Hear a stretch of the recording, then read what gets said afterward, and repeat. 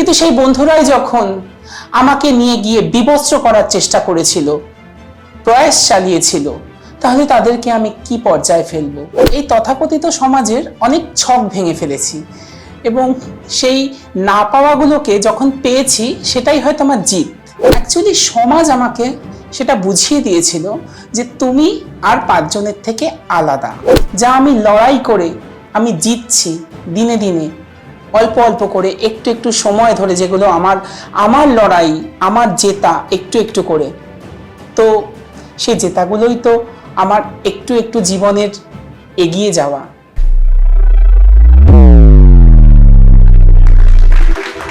নমস্কার, আমি শ্রাবণ।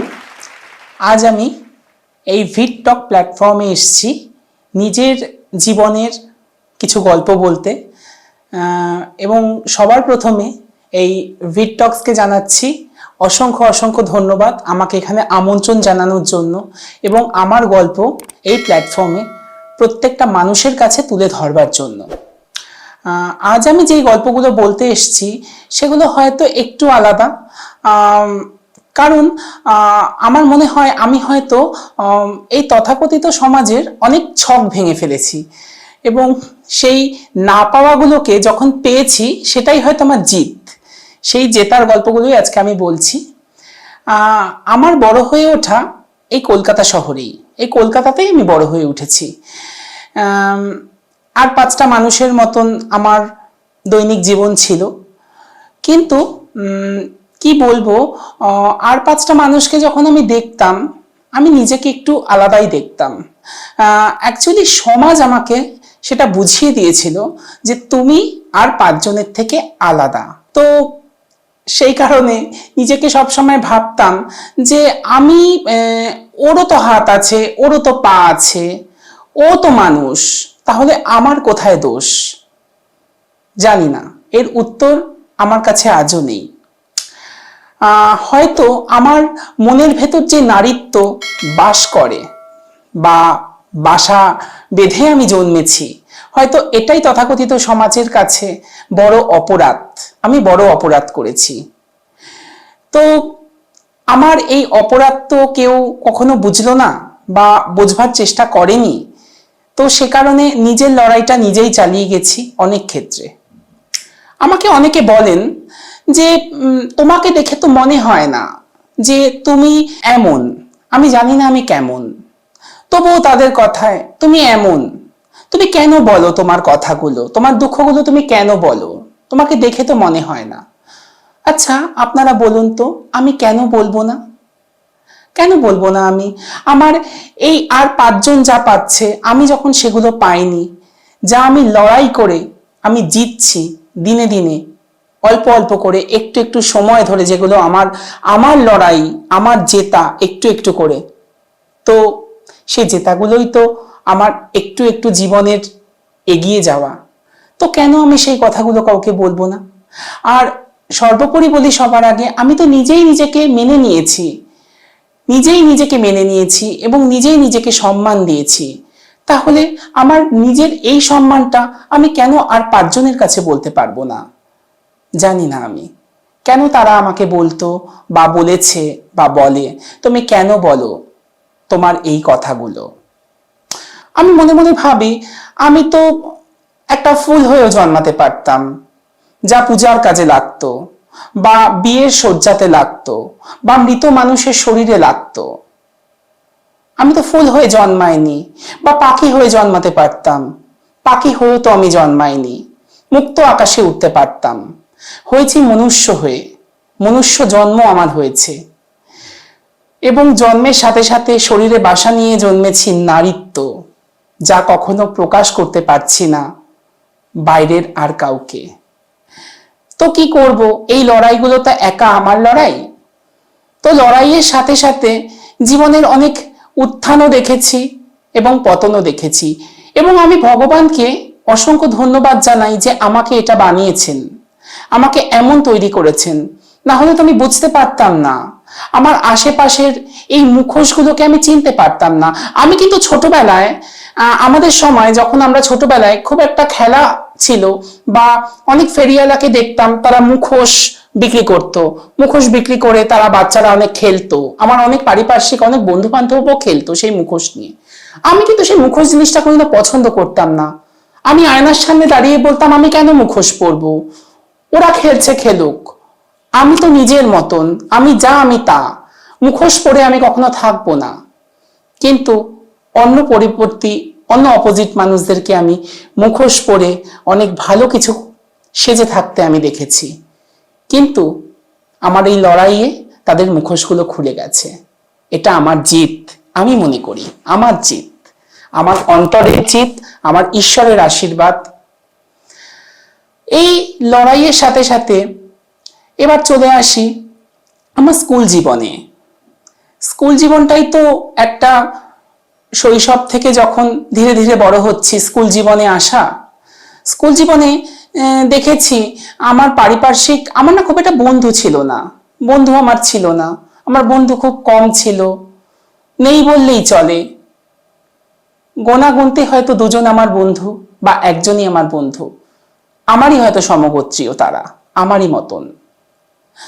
তারা বলতো যে তুই কেন বলিস, তুই কেন এত মেয়েলি আচরণ করিস, আমাদের মধ্যেও তো এই সত্তা বাস করে, আমরা তো সবার সামনে এতটা প্রকাশ করি না, তুই মুখে দাড়ি রাখবি, তাহলে তো তোকে কেউ বুঝতে পারবে না। বিশ্বাস করুন কোনোদিনও পারিনি নিজেকে এরকম ঘেরা টোপে লুকিয়ে রাখতে। হয়তো তারা পেরেছে, তারা তথাকথিত সমাজের সঙ্গে তাল মিলিয়ে আজও চলতে পারছে তাদের সত্তাকে লুকিয়ে গোপন করে, আমি তো পারলাম না। তাহলে আমি কোথায় যাব? আমাকে আমার যখন বন্ধু বান্ধবরা, এখন তো দেখি চারিদিকে অনেক র্যাগিং নিয়ে কথা হয়, র্যাগিং নিয়ে অনেক কথা তোলা হচ্ছে। এই তো কয়েক মাস আগেই স্বপ্নের দ্বীপকে যারা পুরো ভঙ্গ করে দিয়ে অন্ধকার করে দিল, সেই স্বপ্নের দ্বীপের মতন তো র্যাগিং আমরাও হই, এবং আমাদের মতন মানুষরা দিনে দিনে সেই র্যাগিং এর শিকার হয়। কিন্তু সেই স্কুলের চার দেয়াল বা কলেজের চার দেয়াল থেকে কিন্তু সেই র্যাগিং এর বিষয়গুলো কিন্তু আমাদের ক্ষেত্রে বেরিয়ে আসে না। যখন একটি প্রাণ চলে যায়, একটি জীবন চলে যায়, একটি মায়ের কোল খালি হয়ে যায়, পরিবার শূন্য হয়, তখন গর্জে ওঠে এই সমাজ, তখন গর্জে ওঠে এই পৃথিবী। তার আগের মুহূর্তে পর্যন্ত কিন্তু কেউ বলে না। যখন আমাকে আমার স্কুলে, যাদেরকে আমি হয়তো বন্ধুর ভাগে হয়তো ফেলতে পারবো না, আমি হয়তো তাদেরকে ফেলবো সহপাঠী, কিন্তু বন্ধু আমি বলতে পারবো না। বন্ধু তো হয় আত্মার সম্পর্ক, হৃদ্যতা, কিন্তু আমার সঙ্গে তো তারা কখনো হৃদ্যতা করেনি।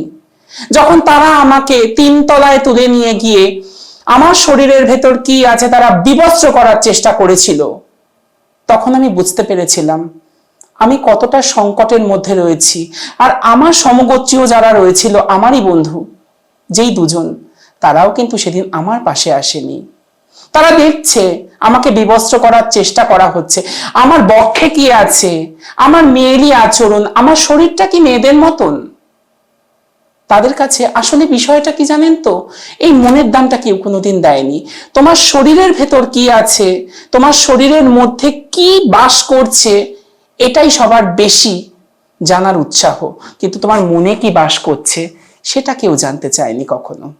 যার জন্য আমি তাদেরকে আর বন্ধুত্বের পর্যায়ে কোনোদিনই ফেলিনি, আমি একাই চলেছি। ওই একটি কথা আছে, একটি গান আছে না, যদি তোর ডাক শুনে কেউ নাই আসে তবে একলা চল রে। আমি একলা চলতে শিখে গেছি। আমাকে ঋতুপর্ণ ঘোষ, শ্রদ্ধেয় ঋতুদা, একটা কথা শিখিয়েছিলেন, বলেছিলেন তুই জীবনে যত চলতে পারবি নিজের মতন করে, অনেক কাঁটা আসবে, সেই কাঁটাগুলোকে পেরিয়ে তুই যাবি, এবং সেই রক্তগুলো যখন তোর পা থেকে বেরোবে তুই মনে করবি তুই জিতে গেছিস।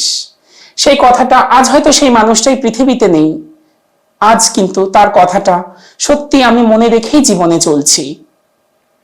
অনেক তো বললাম বাইরের কথা, এবার আসি একটু আমার ঘরের কথায়। ঘরই তো আমাদের সব। আমার ঘরটা হয়তো আমাদের সম্প্রদায় বা আমার ঘরের গল্প হয়তো একটু আলাদা আমাদের সম্প্রদায়ের থেকে, কারণ আমি বাইরে এত বঞ্চনা, এত লাঞ্ছনা সহ্য করে আসার পর যখন ঘরে ঢুকি, সত্যি আমার মায়ের কাছে আমি কাঁদতে পারি, আমার মায়ের কাছে আমি দুটো কথা বলতে পারি, কারণ আমার মা আমায় মেনে নিয়েছেন, আমার মা আমার সত্তাকে স্বীকার করেছেন, আমার পরিবার আমাকে মেনে নিয়েছেন। সেই ছোট্ট থেকে, জবের থেকে নিজেকে চিনতে পেরেছি। এটাই তো আমার জিত, এটাই তো আমার ঈশ্বরের আশীর্বাদ। এর থেকে বেশি আর কি চাই বলুন? আমি কি জিততে পারিনি? অবশ্যই আমি জিতেছি। আমি দেখেছি অনেক মানুষ আমাকে বলে, তুই কি বাড়িতে বলে দিলি? বাড়িতে কি তোর বিষয়টা জানে? হ্যাঁ জানে, আমি বলেছি। আমার বাবা মা বুঝেছেন আমার বিষয়টা, আমাকে বলেনি আমি মানসিক অসুস্থ আর 5 জনের মতন। তারা আমাকে পুতুল খেলতে দিয়েছে, তারা আমি যখন শাড়ি পরে টিচার সাজতাম তারা আমাকে তাতে মজা করেছে, আমাকে অনেক সাথ দিয়েছে। তারা আমাকে এখনো বহন করে চলছে, তারা আমার কাছে ভগবান। এর থেকে বেশি তো কিছু হয় না। আমি তো জীবনের প্রথম অঙ্কটাতেই সলভ করে ফেললাম, জিতে গেলাম। এটা কি আমার খুব কম হারা বা কম জেতা? এটা তো আমি জিতলাম। জীবন পথে চলতে গিয়ে দেখা হলো আমাদের সম্প্রদায়ের যিনি লিডার রঞ্জিতা সিনহাদির সঙ্গে। রঞ্জিতা সিনহাদিকে আমি কখনো দিদি বলিনি, উনি আমার রানীমা। কারণ অনেক ছোট থেকে তার স্নেহ ভালোবাসা পেয়ে আজ আমার যতটা বয়স আমি সেখানে এসে দাঁড়িয়ে আছি। আজকে হয়তো এই মানুষগুলোর কথা যদি আমি না বলি আমার পুরো অনুষ্ঠানটাই মিথ্যা হবে। যেই পরিবার, যেই সম্প্রদায়ের পরিবারে একবার এসে দেখবেন আমাদের পরিবারে, আমাদের এই সম্প্রদায়ের কিন্তু ভাই আছে, বোন আছে, দিদির মতন মা আছে, মায়ের মতন স্নেহ আছে। আমি বলতে কখনো ভুলবো না আপনাদের সকলের পরিচিত এই রঞ্জিতা সিনহাদি কিংবা সমাজকর্মী শিল্পী অনুরাগ মৈত্রীদির কথা, যারা আমি বাড়ি থেকে বেরোনোর আগে আমার মায়েরই মতন বা আমার খুব কাছের আত্মীয়েরই মতন বলে দুগ্গা দুগ্গা। তারা কিন্তু আমায় আপন করেছে, আমার সম্প্রদায় আমাকে আপন করেছে। ভালো আছি আমি। সমাজের গঞ্জনার থেকেও কি কষ্ট করে আসার পরও কি এটা কি বড় পাওনা নয়? আমি পেয়েছি, আমি পেরেছি, ভবিষ্যতে আরো পারবো। আমাদের সংগঠন যিনি রঞ্জিতা সিনহা নিজে হাতে তৈরি করেছিলেন, গোখেল রোড বন্ধন, আজ তার বয়স 22 বছর। যদিও বা আমি এখানে অনেক পরে এসেছি, অনেক পরে এসে তাদের অ্যাক্টিভিজম, তাদের কাজ আমি দেখেছি। আজ জীবনে যতটুকু শিখেছি দেখেছি তাদের কাছ থেকেই শিখেছি। মানবিকতাও হয়তো তাদের থেকেই শিখেছি, নিজের মায়ের থেকেও শিখেছি, আমি জেনেছি। আমাকে অনেকে বলেছে যে তুই তো ভালো অভিনয় করতে পারিস, তুই তো এত সুন্দর মিমিক্রি করতে পারিস, তোর তো ট্যালেন্ট ছিল। শিলাদিত্য পট্টনবিস দা বলে আমার একজন দাদা ছিলেন, উনি অভিনয় করতেন। উনি আমাকে বলেছিলেন তুই তো অভিনয় কর, তুই কেন থিয়েটার করিস না, তুই কেন অভিনয় করিস না? আমি সেদিন বলেছিলাম যে না, এগুলো আমাকে খুব একটা আকর্ষিত করে না। আমি আমার মতন হয়ে ওঠা মানুষগুলোর পাশে দাঁড়াতে চাই, তাদের জন্য কাজ করতে চাই। তাই আমি ঠাঁই পেলাম গোখেল রোড বন্ধনে, যেখানে রঞ্জিতা সিনহা আমাকে আশ্রয় দিয়েছেন, ভালোবাসার আশ্রয়। এবং তাদের থেকে শিখছি ছোট ছোট কাজগুলো, ছোট ছোট জিনিসগুলো। এখন কিন্তু জানেন রাজ্যের বিভিন্ন জায়গাতে বা অনেক জায়গাতে ট্রান্সজেন্ডার অ্যাক্ট চলে এসছে, কিন্তু আমাদের রাজ্যে কেন সেই অ্যাক্ট নিয়ে কেউ কোনো কথা বলে না? বা প্রতিশ্রুতি অনেক দেয়া হয়, কিন্তু কেন সেই অ্যাক্টটাকে ব্যবহার করা হয় না? জানি না। ভবিষ্যৎ প্রজন্মে কি হবে তারও কোনো উত্তর নেই। আমাদের জন্য যে বড় দরকার, বড়ই দরকার প্রোটেকশন। এত লড়াইয়ের পর মারধর, অশান্তি, কষ্ট, এগুলো সত্যি আমাদের জন্য খুব প্রোটেকশন একটা খুব দরকার। যাই হোক, অনেক কথাই তো আজ আমি আপনাদের কাছে বললাম। আবার হয়তো কোনোদিনও আসবো নিজের গল্পগুলো বলতে, নিজের কথাগুলো বলতে। আজ আসি, আবার ভবিষ্যতে কখনো দেখা হবে অন্য কোনো গল্প নিয়ে। নমস্কার। ভিডিওটি যদি আপনাদের ভালো লেগে থাকে লাইক, কমেন্ট, শেয়ার আর চ্যানেলটিকে সাবস্ক্রাইব করতে ভুলবেন না। আর আপনাদের যদি থেকে থাকে এই রকম কোনো গল্প, ডেসক্রিপশনে দেয়া মেইল আইডির মাধ্যমে আমাদের সাথে যোগাযোগ করুন। জয় হিন্দ, বন্দে মাতারম।